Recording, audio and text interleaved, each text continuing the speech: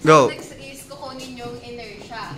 Yung una is yung I bar x. Yung formula doon is summation ng I bar x, Ix plus summation ng area times distance squared.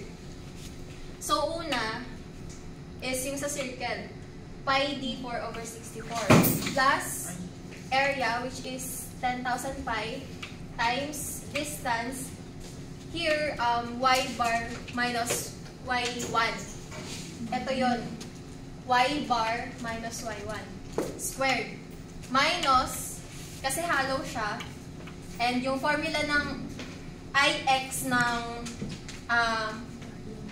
rectangle is bh cube over 12 plus yung area and then yung distance squared minus yung sa triangle which is bh cube over 36 plus area na 600 times y bar na 99.99 minus yung y, ano to? Yung y niya. Ito, 380 over 3 squared. And last, minus ulit, bh cube over 36 plus area, and then y bar minus y4 squared.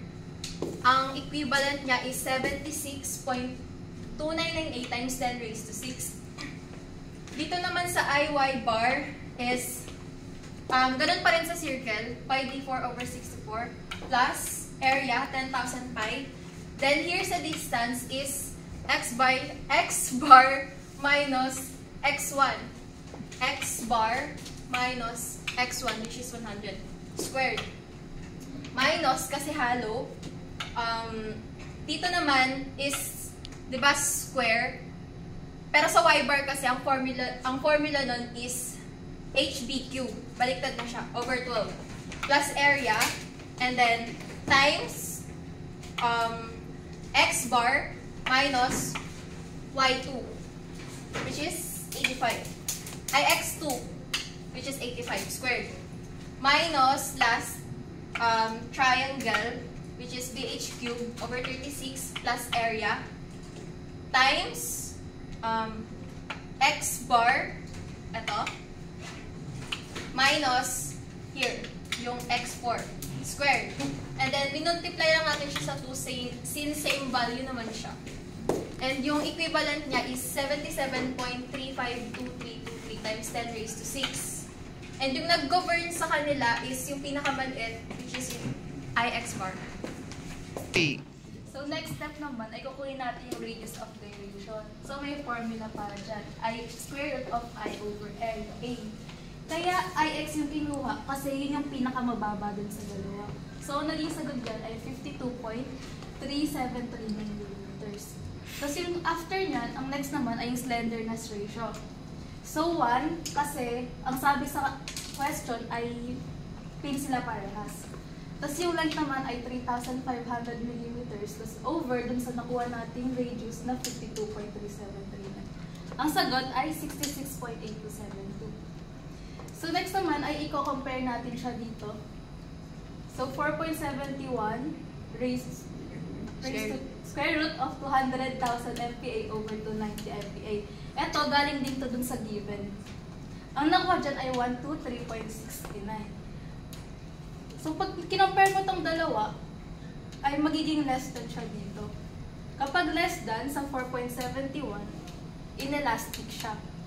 And may formula para dito sa inelastic. So, 0.658 Fy, Fe, multiply mo sa Fy. So, nakuha natin na FCR ay 220.3609 MPa. So, yung next, para makuha to, merong formula, si Fe, na pi squared E over yung slenderness ratio squared is equals to 442.0096 MPa. So, after nyan, ay kukunin naman natin yung compressive strength na may formula na Pn is equals to FCRH.